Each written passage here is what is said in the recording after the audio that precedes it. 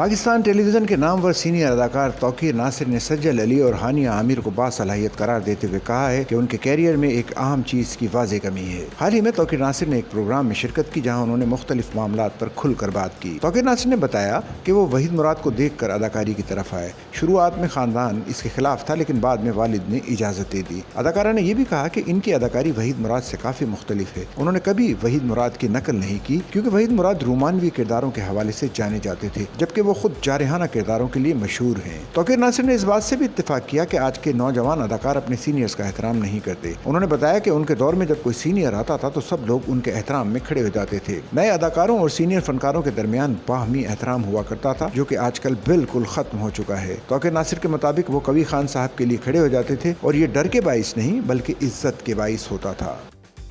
Sachal news net work کی videos میں خوش آمدید۔ ناظرین، ویڈیو سے متعلق اپنی قیمتی رائے کا اظہار کمنٹ باکس میں ضرور کریں اور چینل کو سبسکرائب کریں۔